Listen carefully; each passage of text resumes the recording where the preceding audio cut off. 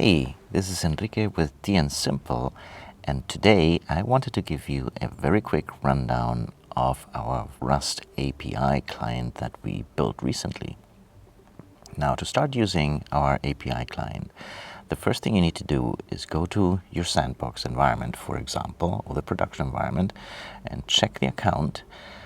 And in there you will find on the left-hand side an automation link. Click on that. And here we're going to generate an API token that we're going to use for our API client.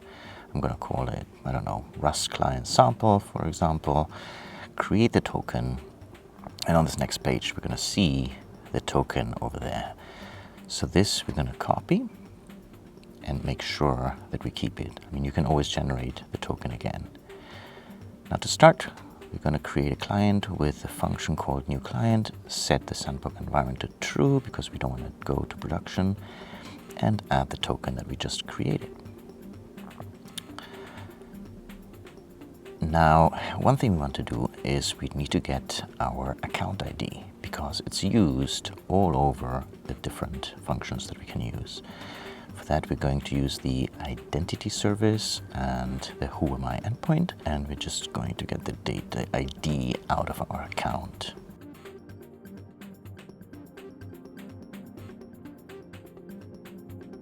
Here we go. The next thing we're going to do is to check the existence of a domain.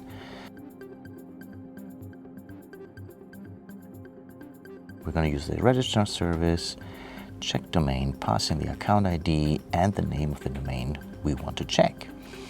In this case, let's call it findbugs.com.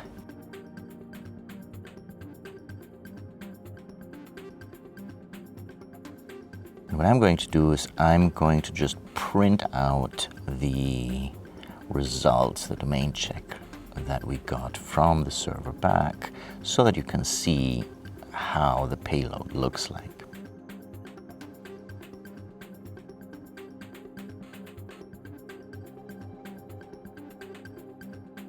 All right, let's run this test. I coded this in a test so to make it easier to run inside the IDE so you can see it quickly. And here we go. It tells us the domain findbugs is available and that it's not a premium domain. All right, so now that we've checked the domain, let's see some other stuff we can do. So the next thing I want to do is, let's see, I'm going to create a domain.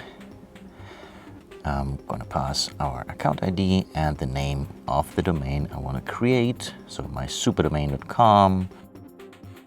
And yet again, I'm just going to print out the result so that you can see what the server replies.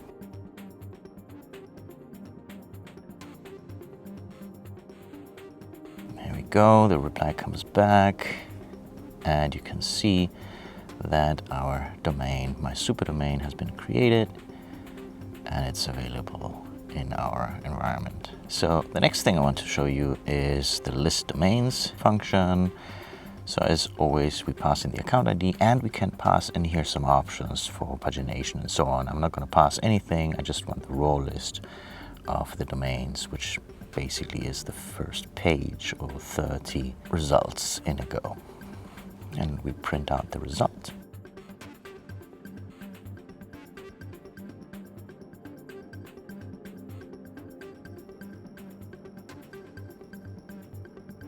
And there you go. Now here we can see the list of all the different domains that I have on my sandbox, which are a lot of stupid names while I was testing.